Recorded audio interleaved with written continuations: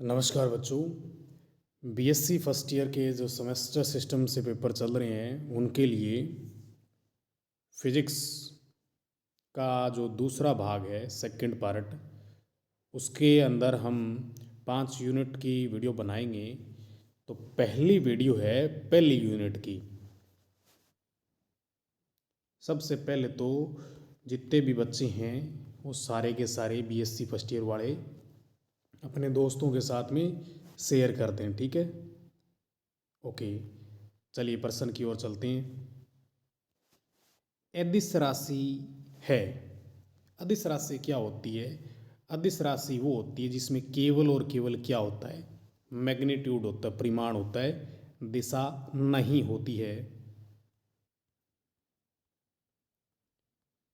Next प्रश्न है, निम्नलिखित में कौन सी राशि सदिश है? तापमान, दूरी, विस्थापन, समय। तो याद रखना, विस्थापन है वो सदिश राशि है और बाकी तीनों की तीनों अदिश राशि है। विस्थापन का मतलब होता है, विस्थापन है वो दो बिंदुओं के बीच की सीधी दूरी होती है। तो ये विस्थापन राइट आंसर होगा। नेक्स्ट प्रश्न, एक सदिश का परिमाण क्या दर्शाता है? दिशा, चाल, दूरी, आकार या समय। सदिश का जो मैग्नीट्यूड है वो दूरी या आकार को प्रदर्शित करता है। जैसे 5 मीटर का कोई सदिश खींचना है तो ए और बी, ए बी का वेक्टर खींचो और यहाँ पर 5 मीटर लिख दो, ठीक है। ये दूरी या साइज को रिप्रेजेंट करने का कार्य करता है। अदिश गुणनफल को क्या कहते हैं? डॉट प्रोडक्ट कहते हैं। क्या कहते हैं? डॉट प्रोडक्ट कहते हैं। देखो भाई, अदिश गुणनफल को डॉट प्रोडक्ट कहते हैं और इसको हिंदी में बिंदु गुणनफल भी कहते हैं। ऐसे ही सदिश गुणनफल आएगा अपने पास में, उसको क्रॉस प्रोडक्ट कहेंगे और हिंदी में वज्र गुणनफल कहते हैं। ये बेसिक से बेसिक प्रश्न लेके चल रहा हूँ मैं।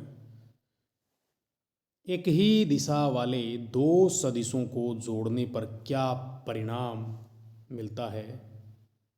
जोड़ने के बाद में क्या मैग्नीट्यूड मिलता है?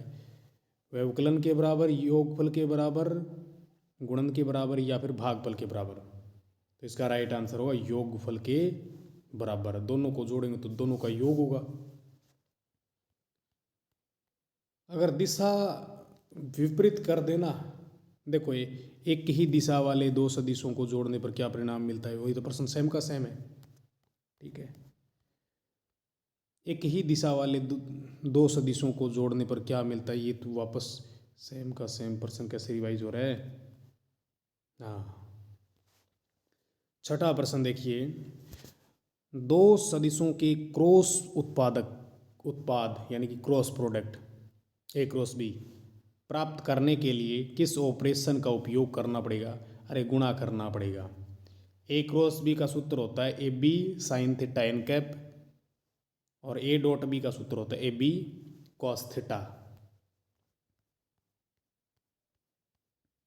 नेक्स्ट क्वेश्चन है, नेक्स्ट क्वेश्चन अपने पास में, क्रॉस प्रोडक्ट का अधिकतम मान कब होता है? क्रॉस प्रोडक्ट का अधिकतम मान थीटा बराबर 90 डिग्री यानी कि ए और बी परपेंडिकुलर हो तब होता है। क्रॉस प्रोडक्ट का न्यूनतम मान कब होता है? थीटा का मान 0 डिग्री या ए और बी समांतर, या फिर बोलें थीटा का मान 180, ए और बी प्रति समांतर हो, एंटी पैरेलल हो तो न्यूनतम मान होगा। नेक्स्ट प्रश्न है, एकांक सदिश का परिमाण क्या होता है? मैग्नीट्यूड क्या होता है यूनिट वेक्टर का? इकाई होता है, वन होता है। एकांक सदिश का सूत्र, ए कोई वेक्टर है तो इसका एकांक सदिश होगा ए कैप बराबर में A vector upon A vector का मैग्नीट्यूड। ये तो सिंपल सिंपल प्रश्न है। एक्स एक्स का यूनिट वेक्टर आई कैप होता है, वाई एक्स का जो यूनिट वेक्टर है वो जे कैप होता है, जेड एक्स का यूनिट वेक्टर के कैप होता है,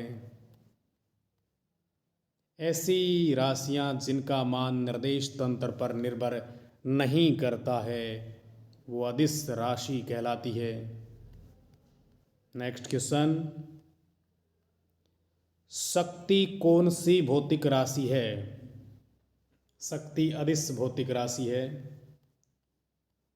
नेक्स्ट, टेम्परेचर है वो कौन सी भौतिक राशि है? अदिश भौतिक राशि है।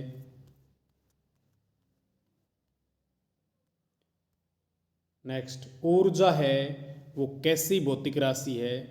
अदिश भौतिक राशि है।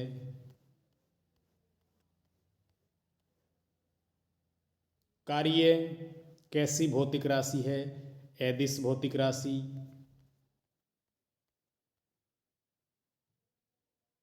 चाल है वो कैसी भौतिक राशि है? अदिश भौतिक राशि। आयतन है वो कैसी भौतिक राशि है? अदिश भौतिक राशि। संवेग है द्रव्यमान इंटू वेग, संवेग कैसी भौतिक राशि है? वेक्टर सदिश भौतिक राशि। वेग है वो कैसी भौतिक राशि है? सदिश भौतिक राशि।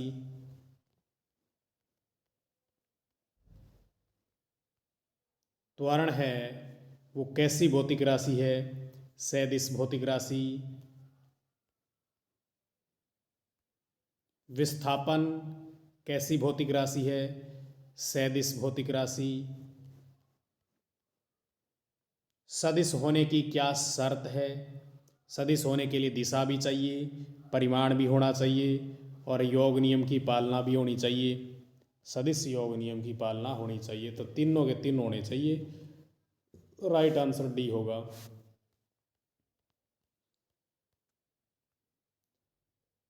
माइनस एक्स एक्स का एकांक सदिश माइनस आई कैप, माइनस वाई एक्स का एकांक सदिश माइनस जे कैप,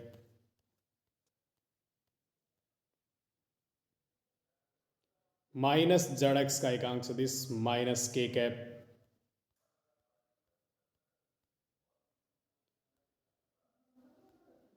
ए बराबर में एक्स आई कैप वाई जे कैप जेड के कैप का परिमाण क्या होगा?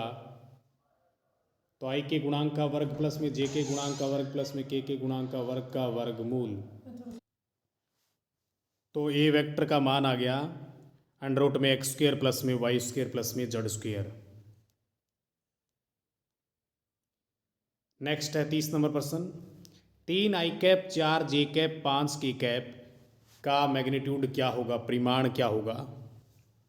तो 3 का वर्ग कर दिया पहले, फिर 4 का वर्ग कर दिया, फिर 5 का वर्ग कर दिया। 3 का 9, 4 का 16, 5 का 25, अंडर रूट 50 और अंडर रूट 50 को लिख सकते हैं 5 अंडर रूट 2। नेक्स्ट क्वेश्चन 31 नंबर प्रश्न, ऐसा कोई डायग्राम दे रखा है, ठीक है। पी क्यू का मान क्या होगा, यानी विस्थापन सदिश का मान क्या होगा? पी के निर्देशांक दे रखे हैं और क्यू के निर्देशांक दे रखे हैं। अपने को पी क्यू वैक्टर निकालना है।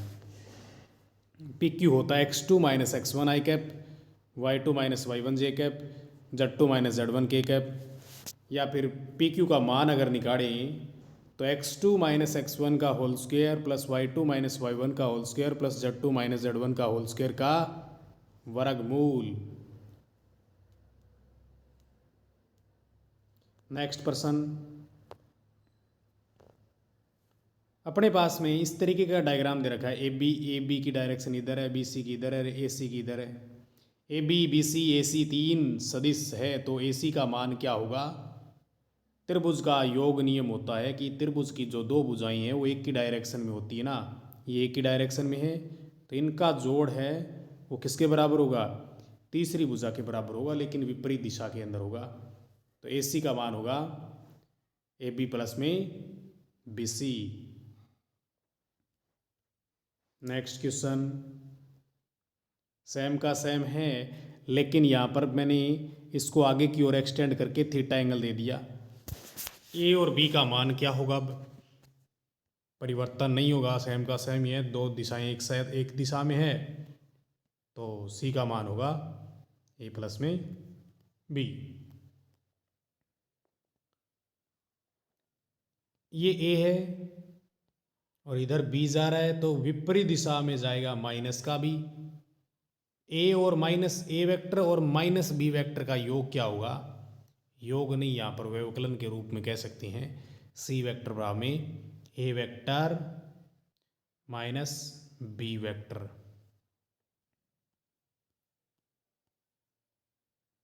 दो वेक्टर है पी और क्यू, बीच में थीटा एंगल दे रखा है, ठीक है। और करना क्या है? दो वेक्टर है पी और क्यू का योग कितना होगा? आर बराबर में पी प्लस में क्यू। तो आर का मान कितना होता है?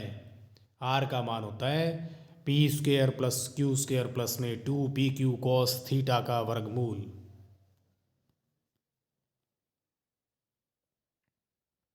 अगर सवाल वो का वही है, पी और क्यू का योग तो अपने पास में पी प्लस में क्यू है वेक्टर में।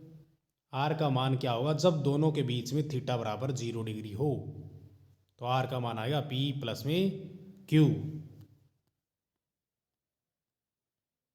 यदि यहाँ दोनों मतलब इस पर्सन के अंदर थीटा का मान 90 डिग्री रख दे तो क्या आएगा? आर बराबर में पी स्क्वेयर प्लस में क्यू स्क्वेयर का वर्गमूल।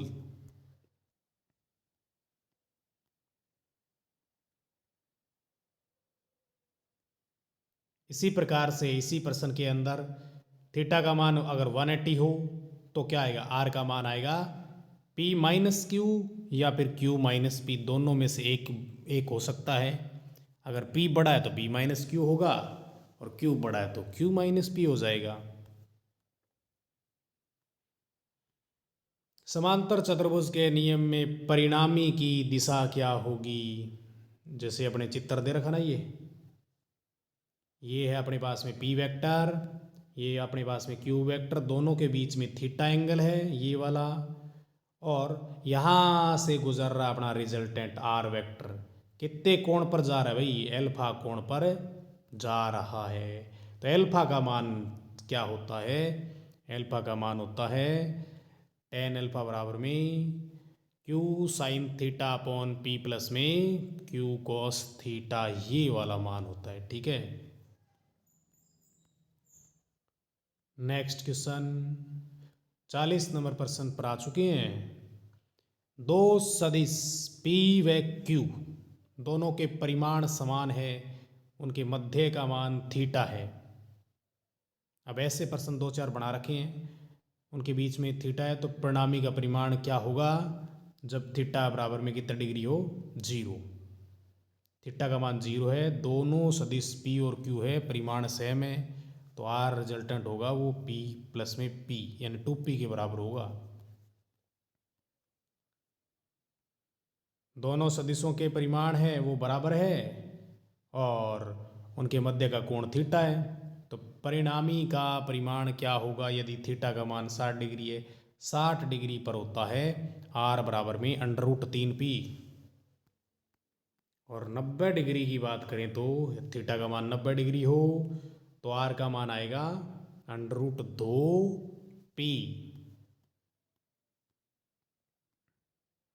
अगर 180 डिग्री लिख दें दोनों के बीच में तो आर का मान 0 आएगा, क्योंकि एक इधर होगा एक इधर वाली साइड में होगा, दोनों कैंसल, 0 मान मिलेगा। और 120 डिग्री की बात करें कि 120 डिग्री हो तो आर का मान किसके बराबर आएगा? पी के बराबर आएगा, ठीक है। तो फटाफट ये प्रश्न चारों पांचों रिवाइज हो जाना चाहिए कि थीटा का मान यानी कि पी वेक्टर है ना, उसका परिमाण है क्यू वेक्टर के बराबर है और दोनों के बीच में थीटा है। थीटा का मान कितना? 0 डिग्री हो तो आर का मान क्या आता है? 2p आता है, ठीक है। थीटा का मान हो 60 डिग्री हो तो आर का मान आता है √3p।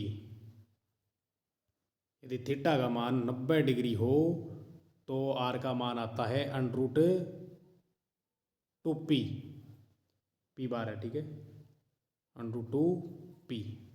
यदि थीटा का मान 120 डिग्री है तो आर का मान आता है कितना, पी के बराबर ही आता है। यदि थीटा का मान 180 डिग्री है तो आर का मान आता है कितना, 0।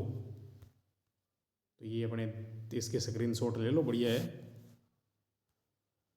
चलो नेक्स्ट क्वेश्चन, एक्स की दिक्कोज्या क्या होती है? दिक्कोज्या डायरेक्शन कोसाइन कोस अल्फा होती है, और कोस अल्फा को क्या बोलते हैं, एक्स के साथ में ए वेक्टर का एंगल, तो कोस थीटा होता है ना, कोस अल्फा ए एक्स बटा में ए वेक्टर, ए एक्स बटा में ए। ऐसा ही अगर बात करें वाई एक्स की direction cos beta A Y upon A. 47 number question है, जड़क्स की दिक्कोज्या क्या होगी? जड़क्स की दिक्कोज्या होती है गामा कोस गामा बराबर में ए जेड अपॉन ए। 48 नंबर प्रश्न, एक्स की वाई एक्स की जेड एक्स की दिक्कोज्या यानी डायरेक्शन कोसाइन के मध्य संबंध क्या होगा? तो कोस स्क्वेयर अल्फा प्लस में कोस स्क्वेयर बीटा प्लस में कोस स्क्वेयर गामा का मान 1 होता है, या फिर एल स्क्वेयर प्लस में एम स्क्वेयर प्लस में एन स्क्वेयर, ये इसमें संबंध होता है तीनों के अंदर।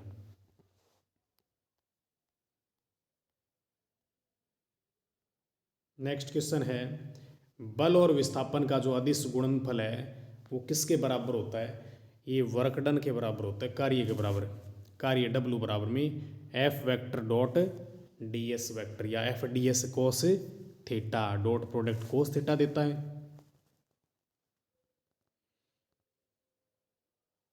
क्या डॉट प्रोडक्ट क्रम विनिमय नियम का पालन करता है?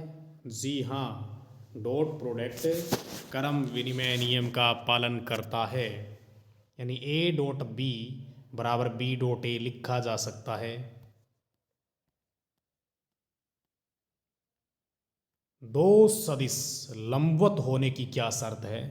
ए डॉट बी बराबर में 0 हो तो दो सदिश लंबवत होंगे। दो सदिश समांतर होने की क्या शर्त है? ए बराबर में बी लैम्डा या फिर ए क्रॉस बी बराबर में 0, तो दोनों सदिश समांतर होंगे। ए वेक्टर है, ए सदिश है, तो इसका वर्ग सदिश होगा या अदिश? ए सदिश ए वेक्टर का जो वर्ग है ना वो क्या होगा, अदिश राशि होगा, यानी ए स्क्वायर है वो अदिश होता है।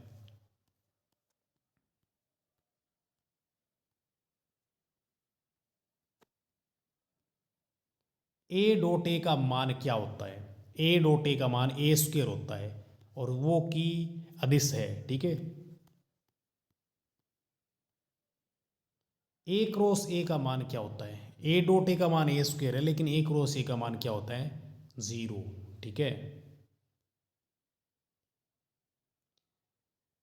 I dot I, J dot J, के डॉट ए के का क्या मान होता है? डॉट प्रोडक्ट में सेम सेम वर्णों का मान 1 होता है। अब देखो, I dot J, J dot के डॉट आई, या उल्टा कर दें, जे आई, जे डॉट आई, के डॉट जे और आई डॉट के, इनका मान होता है 0, क्योंकि सभी आपस में 90 डिग्री पर होते हैं और कोस 90 का मान 0 होता है।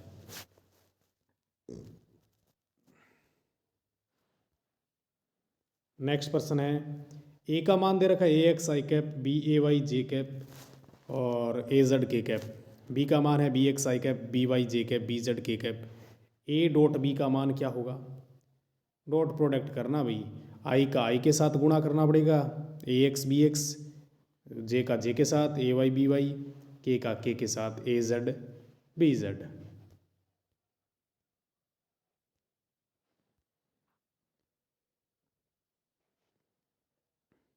59 नंबर प्रश्न है, अदिश गुणनफल का वितरण या बंटनता गुणधर्म लिखिए।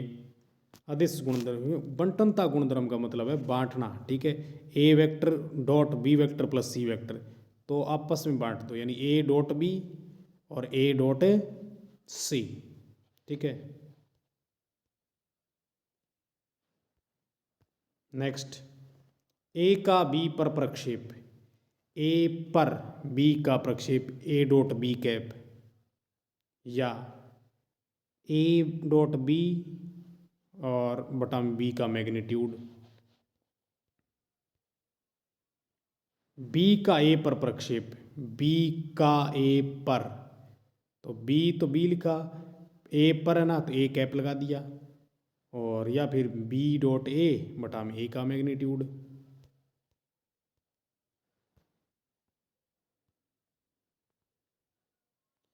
ए क्रॉस बी का मान क्या होता है और दिशा क्या होती है, ये तो पहले आ चुका है।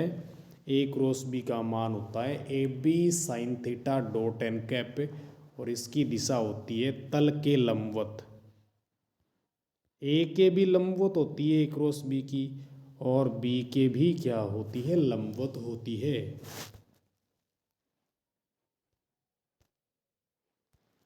ए क्रॉस बी की दिशा किस नियम से ज्ञात कर सकते हैं? दो नियम दे रखे अपने सिलेबस में, दाएं हाथ के अंगूठे का नियम और मैक्सवेल का जो दक्षिणावर्ती पेच का नियम है वो नियम। ए क्रॉस बी क्रम विनिमय नियम का पालन करता है क्या? नहीं करता भी। क्रॉस प्रोडक्ट है ना, वो क्रम विनिमय नियम का पालन नहीं करता है, क्रम विनिमय नियम का पालन नहीं करता, यानी ए क्रॉस बी का मान बी क्रॉस ए के बराबर नहीं होता। तो फिर किसके बराबर होता है? ए क्रॉस बी का मान है वो होता है माइनस बी क्रॉस ए के बराबर। नेक्स्ट क्वेश्चन, क्रॉस प्रोडक्ट का वितरण या बंटनता गुणधर्म क्या है?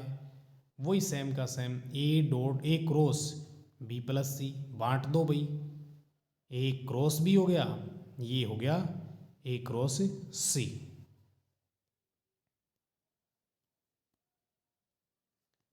आई क्रॉस आई, जे क्रॉस जे, के क्रॉस के का मान होता है ज़ीरो, क्योंकि दोनों के बीच में, आई के बीच में, जे के बीच में, या फिर के बीच में 0 डिग्री, और साइन 0 का मान तो 0 ही होता है। मान क्या होंगे? जे आई क्रॉस जे क्रॉस के क्रॉस आई, जे क्रॉस आई, के क्रॉस जे, और जे क्रॉस के। इनको यार रट्टा नहीं मारना भाई, ये है ना, ये अपना बेस्ट है।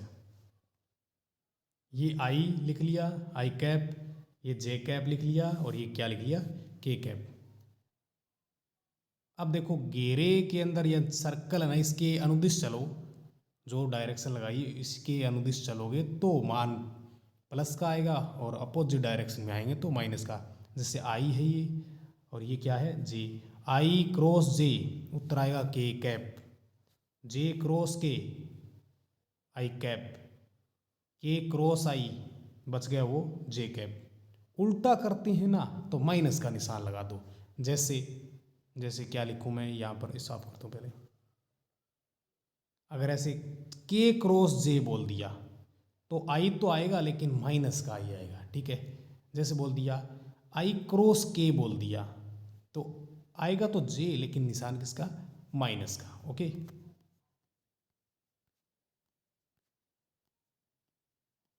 नेक्स्ट क्वेश्चन अपने पास में है, ए वेक्टर का मान है ए एक्स आई कैप, ए वाई जे कैप, ए जेड के कैप। बी का मान है बी एक्स आई कैप, बी वाई जे कैप, बी जेड के कैप। ए क्रॉस बी का सारणिक रूप क्या होगा? ए क्रॉस बी का सारणिक रूप होगा आई कैप जे कैप के कैप, तो लिख दिया, पहले ए के कंपोनेंट लिख दिए और फिर किसके कंपोनेंट आ गए, बी वाले कंपोनेंट आ गए। नेक्स्ट, बल आघूर्ण का सदिश रूप क्या है? टो वेक्टर बराबर में आर क्रॉस एफ, ये नॉर्मली बल आघूर्ण है। विद्युत क्षेत्र के लिए तो P साइन थीटा होता है, और चुंबकीय क्षेत्र के लिए तो MB साइन थीटा होता है।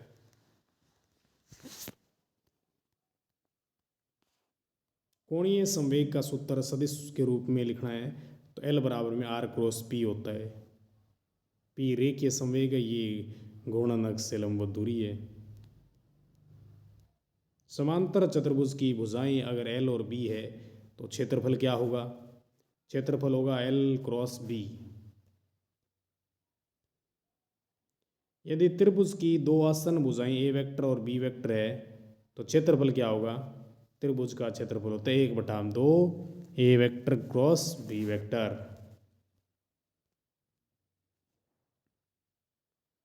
चुंबकीय क्षेत्र में गतिशील आवेश पर बल का मान क्या होगा? F वेक्टर बराबर में होता है QV cross B। F vector बराबर में QV क्रॉस B, लोरेंज बल बोलते हैं ना।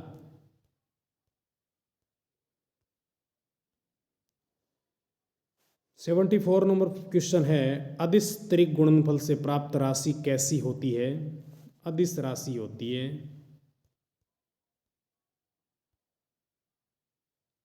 A cross B dot C किसे निरूपित करता है? समांतर षट्फलक के आयतन को व्यक्त करता है। 76 क्वेश्चन है, A cross B dot C का सारणिक रूप। पहले A के कंपोनेंट लिखो, फिर B के कंपोनेंट, और फिर ये बच गया लास्ट में C के component.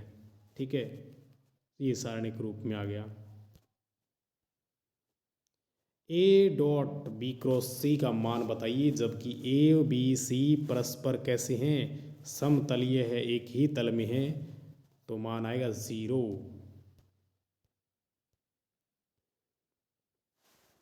A dot B cross C के अन्य रूप क्या होंगे? देखो बराबर कैसे कैसे हो सकते हैं, चक्रीय प्रक्रम होना चाहिए। ABC A dot B cross C, फिर B के बाद में C के बाद में A, यानी B dot C cross C के बाद में A के बाद में B, C dot A cross B। तीनों मान बराबर होते हैं। सदिश त्रिक गुणनफल से प्राप्त राशि कैसी होती है? सदिश राशि होती है A cross B cross C। B cross C के ब्रैकेट है कि दिशा किधर होती है? B व C के तल में बोल दो या फिर A के लंबवत बोल दो।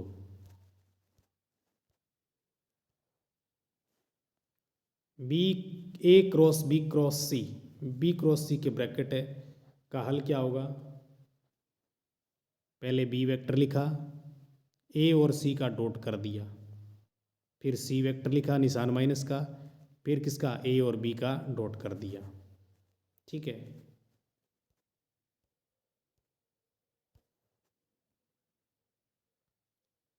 जैसे अब की बार उल्टा कर दो, A cross B cross C का मान क्या होगा? B वेक्टर लिखा, A C का डॉट कर दिया, फिर A वेक्टर लिखा माइनस का निशान लगा के B डॉट C कर दिया।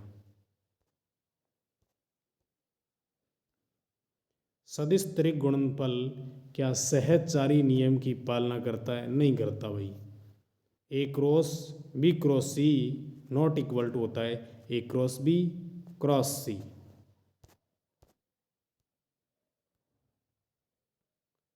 A cross B cross C plus में B cross C cross A plus में C cross A cross B का मान कितना होगा? 0 होगा। वह क्षेत्र जिसमें भौतिक राशि का मान प्रेक्षण बिंदु के निर्देशांकों पर निर्भर करता है, भौतिक राशि का क्षेत्र कहलाता है। वह क्षेत्र जिसमें वेक्टर राशि का मान प्रेक्षण बिंदु के निर्देशांकों पर निर्भर करता है, सदिश क्षेत्र कहलाता है।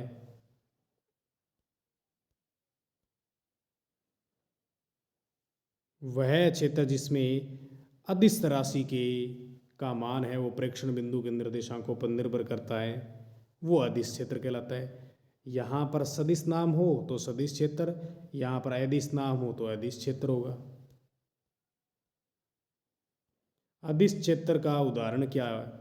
विभव हो गया। अदिश राशि जो भी है ना, जैसे विद्युत विभव, गुरुत्व विभव, ताप घनत्व, सारे के सारे अदिश क्षेत्र के उदाहरण हैं। सदिश क्षेत्र के उदाहरण हैं विद्युत क्षेत्र की तीव्रता, चुंबकीय क्षेत्र की तीव्रता, गुरुत्वीय क्षेत्र की तीव्रता, सारे के सारे अपने पास में किसके उदाहरण है? सदिश क्षेत्र के उदाहरण थे।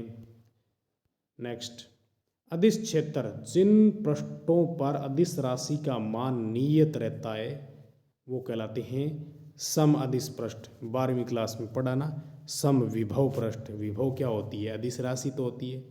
सम विभव पृष्ठ, सम अदिश पृष्ठ।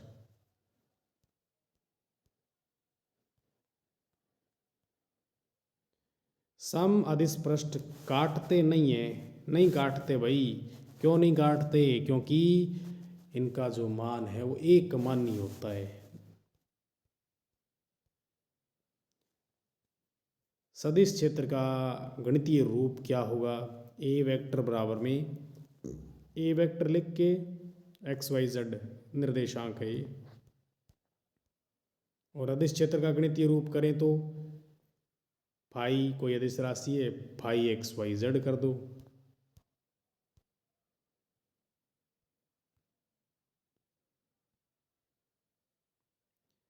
सदिश क्षेत्र में किसी पृष्ठ के लंबवत गुजरने वाली बल रेखाओं की संख्या उस राशि का क्या कहलाती है? फ्लक्स कहलाती है। सदिश क्षेत्र रेखाएं परस्पर काटती नहीं है, क्योंकि सदिश क्षेत्र भी क्या होता है? एक मानी होता है।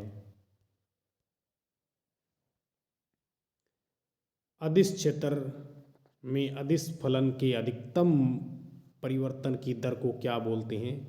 अदिश क्षेत्र की प्रवणता बोलते हैं। ग्रेड फाई जिसे बोला जाता है, ग्रेड फाई, या फिर बोल दो डेल फाई, या फिर बोलो इसको D phi by D N N cap, या फिर बोलो डी फाई बटा में डी आर एन कैप, ये मैक्सिमम है।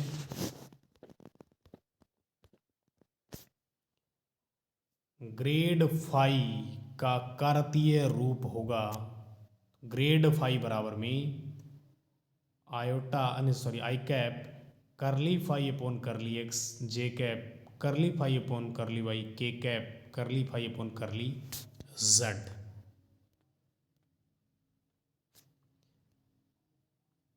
अवकल संकारक डेल का मान क्या होता है? डेल का मान होता है आई कैप करली अपॉन करली एक्स प्लस जे कैप करली अपॉन करली वाई प्लस के कैप करली अपॉन करली जेड।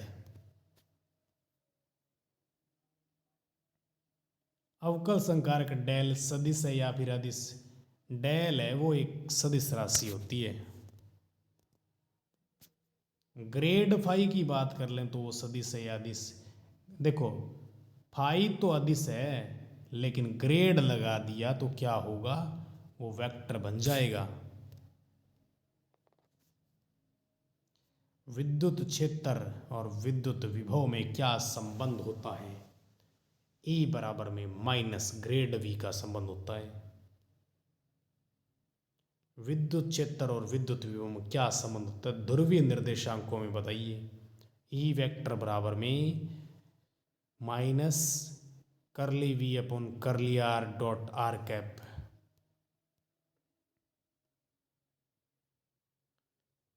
सौ नंबर प्रश्न पर आ चुके हैं। सदिश क्षेत्र रेखा के किसी बिंदु पर खींची गई स्पर्श रेखा क्या बताती है? सदिश क्षेत्र की तीव्रता को बताती है। नेक्स्ट क्वेश्चन, किसी फ्रेम से निकलने वाले पानी की दर किस पर डिपेंड करती है?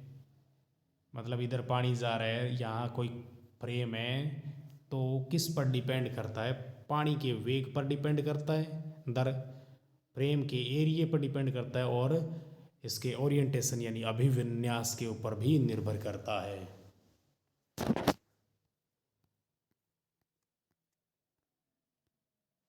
यदि फ्रेम पानी के प्रवाह के लंबवत है तो प्रवाह की दर Q बराबर AB, मतलब पानी ऐसे जा रहा है और फ्रेम ऐसे लंबवत है, पानी इसके अंदर से आराम से जाएगा। थीटा का मान कितना डिग्री है? 0 डिग्री। थीटा 0 डिग्री है, कोई टेंशन नहीं है। AB यदि फ्रेम पानी के प्रवाह के समांतर है तो पानी प्रवाह की दर 0 होगी, क्योंकि थीटा का मान, पानी ऐसे जा रहा है, फ्रेम भी ऐसे ही है, तो समांतर है 0 डिग्री का, या सॉरी पृष्ठ क्षेत्रफल के 90 डिग्री है और पानी इसके अंदर से नहीं जाएगा।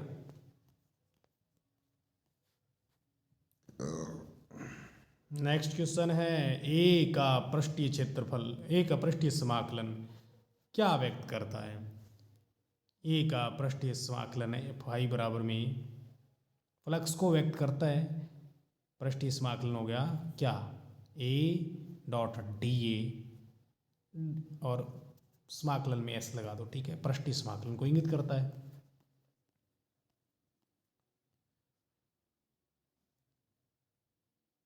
किसी सदिश क्षेत्र में आयतन अल्पांश को परिबद्ध करने वाले बंद पृष्ठ से निर्गत प्रति एकांक आयतन का फ्लक्स क्या कहलाता है? प्रति एकांक आयतन का फ्लक्स कहलाएगा डाइवर्जेंस, सदिश का डाइवर्जेंस। सदिश के डाइवर्जेंस का क्या सूत्र है? सदिश का डाइवर्जेंस, डाइवर्जेंस ए बराबर में limit dv tends to 0 1 upon dv integration के अंदर, होल इंटीग्रेशन के अंदर a dot D A vector के अंदर है। सदिश क्षेत्र का डाइवर्जेंस सदिश है या फिर अदिश? अदिश है डाइवर्जेंस। डाइवर्जेंस का मान क्या क्या पॉसिबल है? डाइवर्जेंस का मान है वो माइनस का भी पॉसिबल है, प्लस का भी पॉसिबल है, 0 भी पॉसिबल है। डाइवर्जेंस का मान अगर प्लस का हो तो इसका मतलब क्या है? इसका मतलब है बल रेखाएं बाहर की ओर निकल रही है, बाहर की ओर तभी निकलेगी जब अंदर प्लस का आवेश हो। डाइवर्जेंस ई का मान नेगेटिव का क्या मतलब है? इसका मतलब ये है कि सारी की सारी बल रेखाएं अंदर की ओर जा रही है, अर्थात अंदर कौन सा आवेश बिठा रखा है? माइनस आवेश। डाइवर्जेंस का मान 0 है, इसका मतलब क्या है? जितना आ रहा है उतना ही जा रहा है, यानी इनपुट फ्लक्स बराबर में आउटपुट फ्लक्स। डाइवर्जेंस बी का मान 0 है, तो ये किस प्रकार का सदिश है? डाइवर्जेंस बी का मान 0 है तो ये परिनालिकीय सदिश होगा। परिनालिकीय सदिश कैसे वक्र बनाते हैं? परिनालिकीय सदिश बंद वक्र बनाते हैं।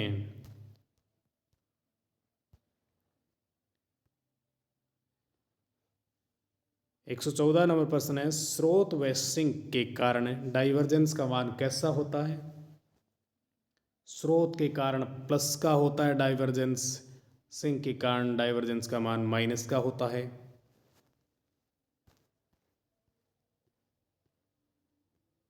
नेक्स्ट क्वेश्चन, डेल व यानी डेल वेक्टर और ए वेक्टर का जो अदिश गुणनफल है वो किसके बराबर होता है? डेल और ए का अदिश गुणनफल है वो डाइवर्जेंस ए के बराबर होता है, यानी करली अपॉन करली एक्स ए एक्स, करली अपॉन करली वाई ए वाई, करली upon curly Z A Z. Gauss की डाइवर्जेंस प्रमेय का गणितीय रूप क्या है? गाउस की जो डाइवर्जेंस प्रमेय है उसका गणितीय रूप क्या है? होल इंटीग्रेशन एस, ये है ए का फ्लक्स यानी A vector dot D A vector किसके बराबर होगा? ये आयतन के अंदर कन्वर्ट कर सकते हो डेल डॉट ए करके, ठीक है। पृष्ठीय समाकलन, इसको थोड़ा चेंज कर सकते हैं, पृष्ठीय समाकलन को आयतन समाकलन में, पृष्ठीय समाकलन व, यहाँ पर व लगा देंगे ना, थोड़ा अच्छा हो जाएगा। पृष्ठीय समाकलन व आयतन समाकलन, इसको काट दें। परस्पर बदला जाए तो कौन सी प्रमेय लागू होती है, कौन सी प्रमेय काम में लेती हैं? गाउस की डाइवर्जेंस प्रमेय, यानी सरफेस इंटीग्रल को वॉल्यूम इंटीग्रल में या वॉल्यूम इंटीग्रल को सरफेस इंटीग्रल में बदलने का काम गाउस की डाइवर्जेंस प्रमेय करती है। सदिश क्षेत्र का रेखीय समाकलन का गणितीय रूप ए डॉट डी एल कर्व के अंदर प्रदर्शित कर दिया। 119 नंबर प्रश्न है, सदिश क्षेत्र का रेखीय समाकलन को बंद पथ में क्या कहते हैं? परिसंचरण कहते हैं। सदिश फलन के कर्ल का सूत्र क्या है? देखो, curl A vector dot N cap का मान क्या होता है? Limit D A tends to 0 1/डी ए डॉट डी एल। एकांक क्षेत्रफल का रेखीय समाकलन होता है ना, वो कर्ल के बराबर होता है।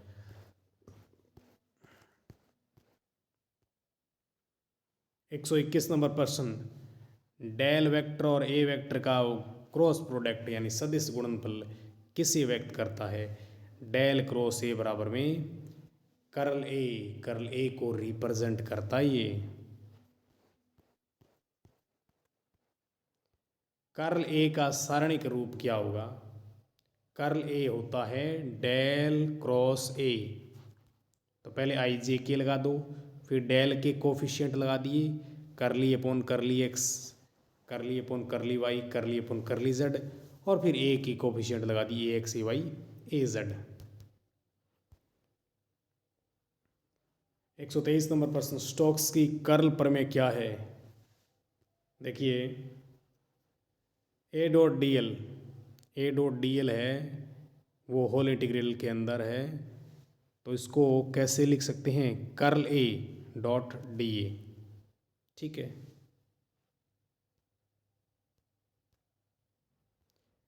रेखीय समाकलन को पृष्ठीय समाकलन व पृष्ठीय समाकलन को रेखीय समाकलन में परस्पर परिवर्तित किस प्रमेय द्वारा किया जाता है? तो स्टोक्स की कर्ल प्रमेय। ध्यान से देखो, अपने पास में पहले आया था सरफेस को वॉल्यूम में, वॉल्यूम को सरफेस में, एस वी, यानी गाउस का नियम, गाउस की डाइवर्जेंस प्रमेय, गाउस की डाइवर्जेंस प्रमेय काम में आती है। और सरफेस इंटीग्रल को लीनियर लाइन इंटीग्रल के अंदर, लाइन इंटीग्रल को सरफेस इंटीग्रल में बदलने के लिए कौन सी थ्योरम काम में लेते हैं? ये है अपने पास में स्टोक्स की curl theorem. Next question, curl ए सदिश है या फिर अदिश? अरे भाई, कर्ल है ना वो सदिश राशि होती है, डाइवर्जेंस है वो अदिश राशि होती है। घूर्णी गति के लिए कर्ल ए का मान क्या होगा? कर्ल ए का मान 0 के बराबर नहीं होता, 0 से क्या होता है? अलग होता है। एक घूर्णी गति के लिए कर्ल ए का मान क्या होगा? तो एक घूर्णी गति के लिए कर्ल ए का मान क्या होता है? 0 होता है। गाउस के नियम का गणितीय रूप क्या है? फाई बराबर में summation Q upon epsilon not. Gauss के नियम का अवकल रूप क्या है? तो डेल डॉट ई बराबर में रो upon epsilon not.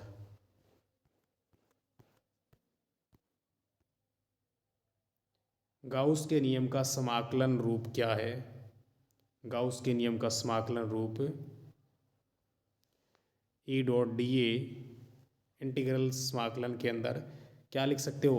Epsilon note को बाहर ले लिया 1/, में, और रो डॉट डी वी, ये फ्लक्स है और ये भी वैसे आवेश है, ये एप्सिलॉन नोट है ना। रेखीय समाकलन को कितने प्रकार से लिख सकते हैं? 3 प्रकार से। एक तो फाई डी एस वैक्टर, दूसरा ए डॉट डी एस वैक्टर, तीसरा ए क्रॉस डी एस वैक्टर। इन तीनों से ना इससे प्राप्त होने वाली राशि होगी वो सदिश होगी। क्या होगी? सदिश। इससे प्राप्त होगी वो अदिश और इससे प्राप्त होगी वो क्या होगी? सदिश। ओके।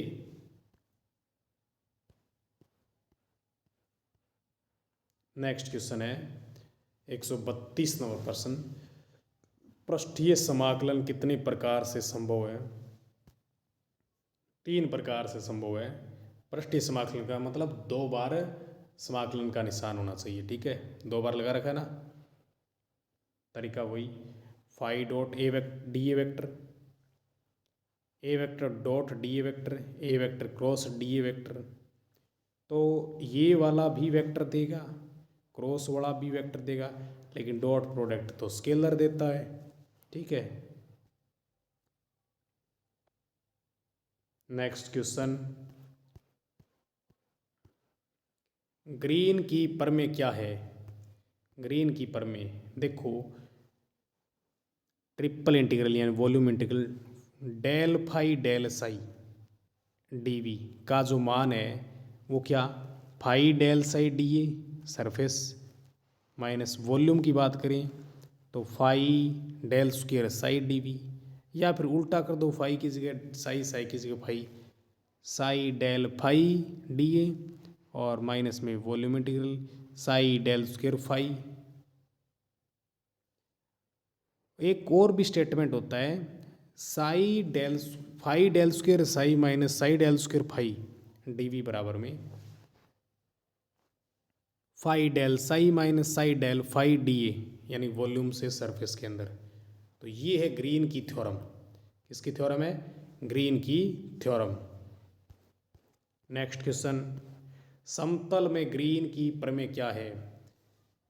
होल इंटीग्रेशन होगा, लीनियर होगा, एम डी एक्स प्लस में N D Y, M D X plus में एन डी वाई।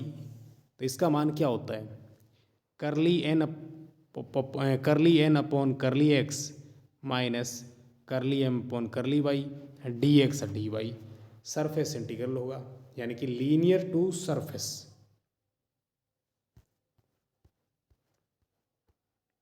समतल में ग्रीन प्रमेय में कर्ल ए बराबर 0 हो तो रेखीय समाकलन भी क्या होगा? 0 होगा। और ये पता होना चाहिए कि संरक्षित क्षेत्र के अंदर बिलोंग करता है ये, और कर्ले का मान 0, यानी कि करली एन अपॉन करली एक्स का मान किसके बराबर हो? करली एम अपॉन करली वाई के बराबर हो, तभी 0 हो सकता है। अब देखो अपने पास में है u का मान है ना एफ एक्स वाई है, कौन स्वतंत्र है और कौन परतंत्र है ये बताना है। u जो है ना वो डिपेंडेड है किस पर? एक्स वाई पर है। तो u परतंत्र है और एक्स वाई फ्री है, कुछ भी मान रख सकते हो, ये स्वतंत्र चर है। u का मान है 136 नंबर प्रश्न है, u का मान है F X Y. D U by D X और D U by D Y या curly you upon curly Y का मान क्या होगा? सिंपल सी बात है, करली यू अपॉन करली एक्स की बात करें, इसको एफ डैश एक्स से बोल दो। नीचे एक्स है ना, तो लिमिट एक्स वाली लगेगी, delta X tends to 0, F X plus में delta X comma Y minus F X Y और बटा में डेल्टा एक्स। ऐसे ही अगर y वाला निकालें तो एफ डैश वाई बराबर में क्या आएगा? Curly u upon curly Y, limit y की लगेगी, limit delta y tends to 0 f, अब परिवर्तन किस में करना है? y के अंदर। ठीक है, F X comma Y plus में डेल्टा वाई माइनस में एफ एक्स वाई बटा में डेल्टा वाई। ओहो क्या लिख दिया भाई, ये देखो 137 नंबर प्रश्न ये कहता है कि u बराबर में एफ एक्स वाई है, u बराबर में एफ एक्स वाई है, तो चारों मान बताओ भाई किस किस के? 2 बार अवकलन x के सापेक्ष, 2 बार अवकलन y के सापेक्ष, दो बार अवकलन कि पहले x के सापेक्ष बाद में y के सापेक्ष, दो बार अवकलन पहले y बाद में x का मान क्या होगा। सबसे पहले देख लो भाई x वाले को, x डैश लिख दिया इसको, f x डैश यानी कि x की लिमिट 0 कर दो, ठीक है। एक बार अवकलन f डैश x प्लस में delta x comma y minus f dash x y बटा में डेल्टा x। ऐसे ही y वाले की बात करें, करली स्क्वायर u अपॉन करली y स्क्वायर, तो ये होगा अभी f डैश y, दो बार है ना, लिमिट y की लिमिट होगी डेल्टा y टेंड्स टू 0। अब की बार y का अवकलन होगा, ठीक है। f dash y x comma y plus में delta y minus f dash y x y बटा में डेल्टा y।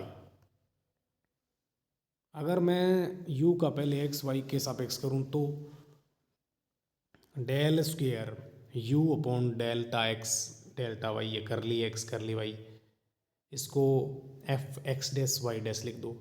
पहले x के सापेक्ष हैं तो लिमिट x की लिखनी पड़ेगी, ठीक है। तो यहाँ पर y का या अवकलन लेना पड़ेगा और x के अंदर परिवर्तन करना होगा, ठीक है। f dash y x plus में delta x y minus f dash y x y बटा में डेल्टा x। यहाँ पर y है तो लिमिट y की, लेकिन अवकलन किसका होगा, अवकलन होगा x का, ठीक है। तो ये आएगा f y dash x dash बराबर limit delta y tends to 0 f x dash x plus में delta y minus f x dash X Y बटा में डेल्टा y। नेक्स्ट क्वेश्चन है 138 नंबर प्रश्न, u बराबर में f एक्स वाई है में आंशिक अवकलज अगर सतत है, कंटिन्यूस है, तो करली स्क्वायर u अपॉन करली x करली y और करली स्क्वायर u अपॉन करली y करली x में क्या संबंध होगा। अरे भाई ये दोनों बराबर होंगे जब ये अवकलन क्या हो, सतत हो।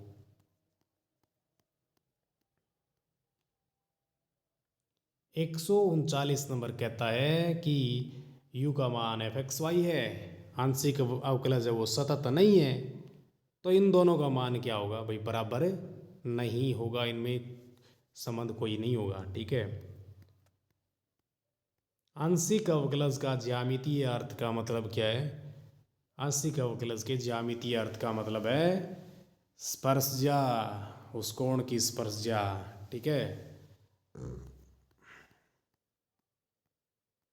नेक्स्ट 141 नंबर प्रश्न, u का मान है f एक्स वाई और देखो u जो है ना वो x पर डिपेंड करता है और y पर डिपेंड करता है, ठीक है।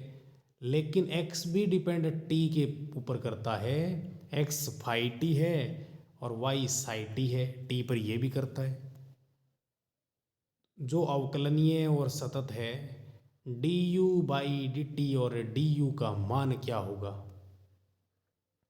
देखो du बाई dt की बात करें तो ये होगा भाई करली u अपॉन करली x dx बाई dt, करली u अपॉन करली y dy by dt, dt काट दो तो du का मान आएगा करली u अपॉन करली x dx प्लस में करली u अपॉन करली y dy। ओके, लाप्लांसियन समीकरण क्या है, लाप्लांसियन समीकरण क्या है। देखो भी लाप्लांसियन समीकरण होती है डेल स्क्वायर v बराबर में 0, del square v upon del X curly square v upon curly X square plus में curly square v upon curly Y square plus में curly square v upon curly Y Z square बराबर में 0, ठीक है। वांसो या Poisson समीकरण क्या होती है, डेल स्क्वायर फाई बराबर minus rho upon epsilon nought, ये होती है पॉइसन समीकरण, ठीक है। Del square phi upon del X square plus curly square phi upon curly X square, curly square phi upon curly Y square, curly square phi upon curly Z square बराबर minus rho upon epsilon nought, rho आवेश का घनत्व है। सातत्य समीकरण विद्युत क्षेत्र में क्या होती है, डेल डॉट जे बराबर माइनस करली रो अपॉन करली T.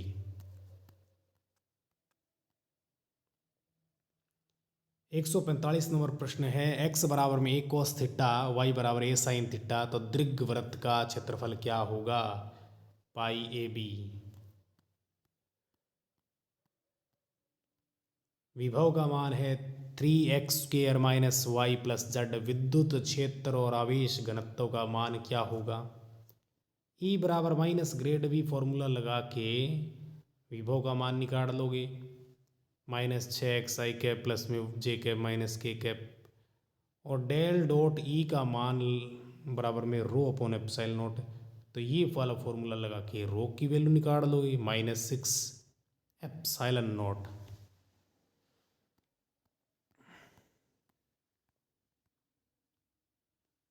Whole integration R vector dot D A vector का मान क्या होता है, 3v के बराबर होता है।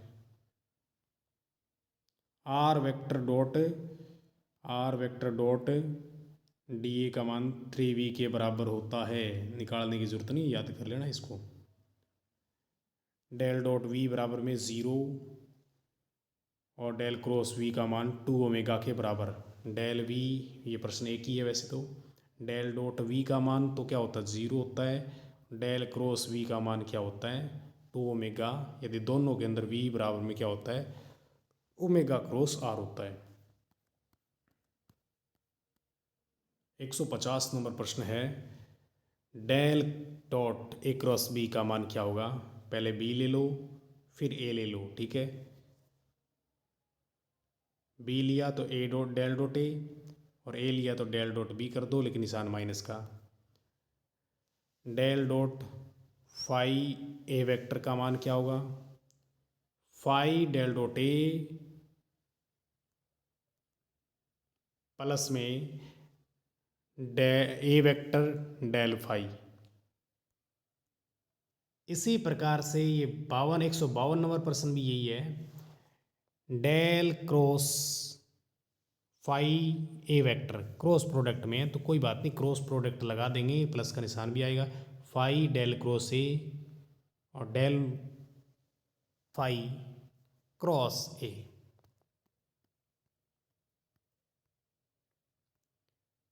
एफ वेक्टर का मान दे रखा है, ठीक है, तो अपने को निकालना है डाइवर्जेंस और कर्ल। सीधी सी बात है, डाइवर्जेंस निकालने के लिए तो क्या करते हैं, डेल डॉट एफ की वैल्यू निकालते हैं डाइवर्जेंस का, और कर्ल निकालना तो डेल क्रॉस एफ करते हैं, ठीक है। तो दोनों निकालेंगे तो जीरो आएगा इसमें, ठीक है। सेम का सेम ये सवाल दे रखा है, डाइवर्जेंस और कर्ल निकालना है। डाइवर्जेंस निकालने के लिए डेल डॉट एफ चाहिए, ये मान आएगा, और कर्ल निकालने के लिए क्या आएगा, डेल क्रॉस एफ, ठीक है, ये वाला मान आएगा।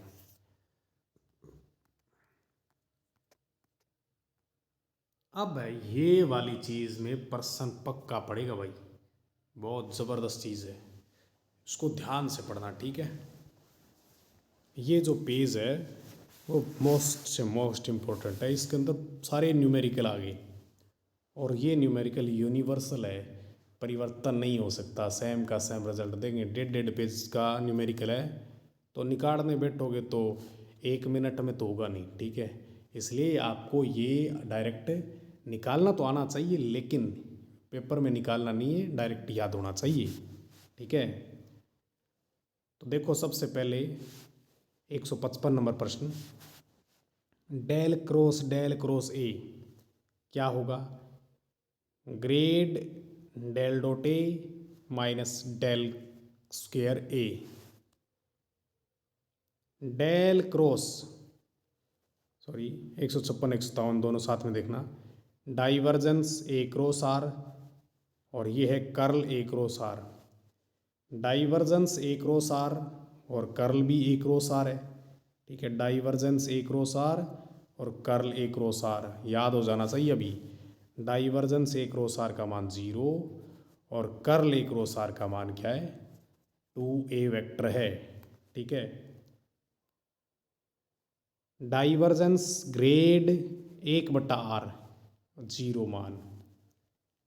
Divergence grade natural log are का मान 1/r² होता है। कर्ल आर का मान 0।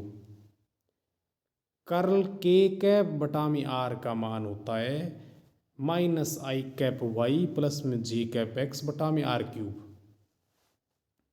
थोड़ा ध्यान से देखना इसको। Curl are vector upon r³ होता है 0। 163 नंबर प्रश्न। कर्ल ग्रेड फाई, कर्ल और ग्रेड फाई 0 मान देता है।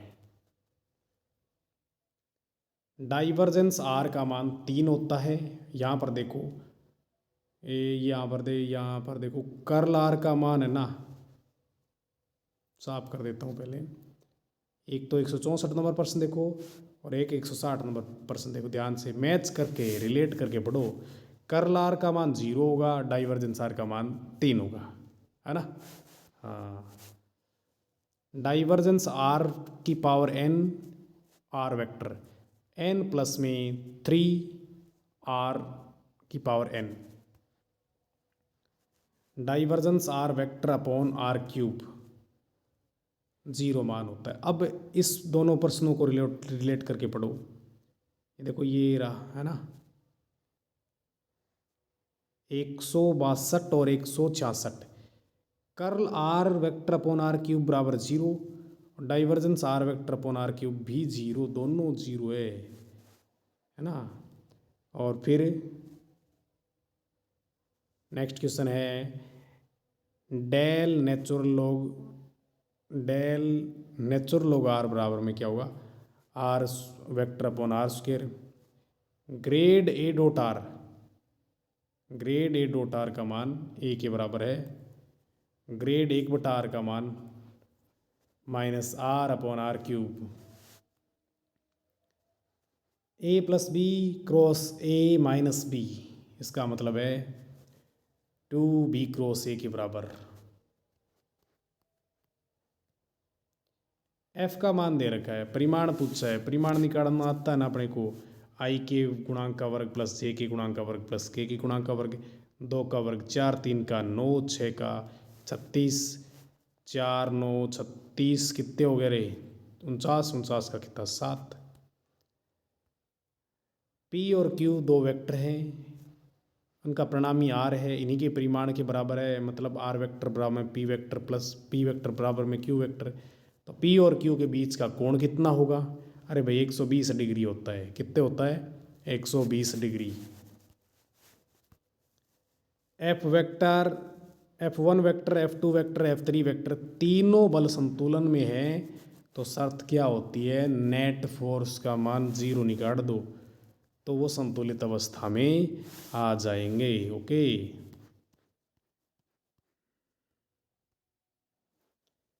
एक 174 नंबर प्रश्न है। 3 बिंदु दे रखे हैं A B C, x1 y1 z1, x2 y2 z2, x3 y3 z3।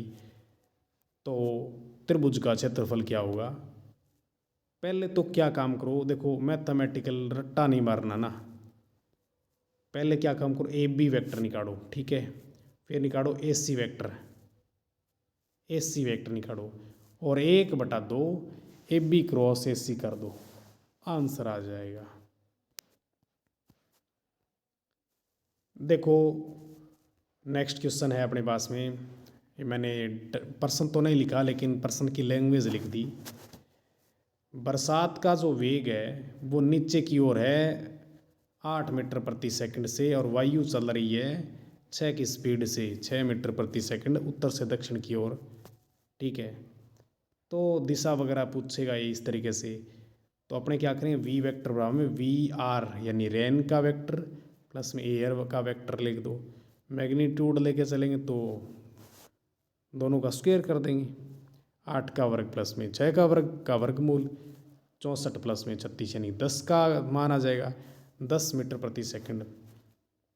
दिशा की अगर बात करेंगे तो क्या आएगा, वी ए बटा में वी आर 6/8 यानी 0.75 यानी 37 डिग्री। 10.75 का मान मतलब 37 डिग्री होता है, ठीक है।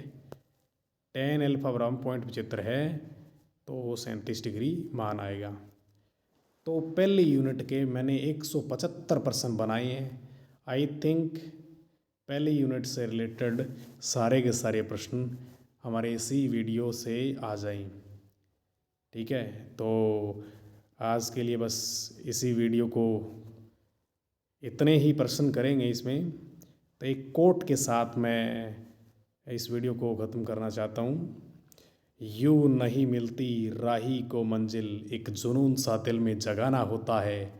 पूछा चिड़िया से कैसे बना आशियाना, बोली भरनी पड़ती है उड़ान बार बार, तिनका तिनका उठाना पड़ता है। अगर आपने ये वीडियो कंप्लीट देखा है, ध्यान से देखा है, तो आई थिंक आपको इस चैप्टर में बहुत ज़्यादा हेल्प मिलेगी, क्योंकि मैंने इस वीडियो को बनाने के लिए एक एक लाइन किताब की पढ़ी है। किताब की एक एक लाइन पढ़ के और फिर नोट्स बना के फिर इसको स्लाइड के माध्यम से करके फिर इसको रीड किया है। तो मतलब इसको पढ़ने के, इसको बनाने के लिए बहुत ज़्यादा मेहनत करनी पड़ी है। तो पहले तो अपना खुद फ़ायदा उठाइए, ठीक है। और अगर ठीक ठाक सा वीडियो लग रहा है ना, फिर क्या करोगे, अपने दोस्तों के साथ ज़्यादा से ज़्यादा है ना इसको पहुंचाइए, ताकि क्या है कि जो भी बीएससी फर्स्ट ईयर के सेमेस्टर के विद्यार्थी हैं वो इसका फ़ायदा उठा सके। और मैं भी ये चाहता हूँ कि अपना जो SVF फिज़िक्स अड्डा परिवार है वो बहुत, मतलब क्या है कि मैं ज़्यादा तो नहीं चाहता कि इतना हो उतना हो, ठीक ठाक हो। मतलब अपने आसपास के जो भी विद्यार्थी है, जो भी दोस्त है, उनके पास में शेयर कर दो, ठीक है। बहुत बहुत धन्यवाद।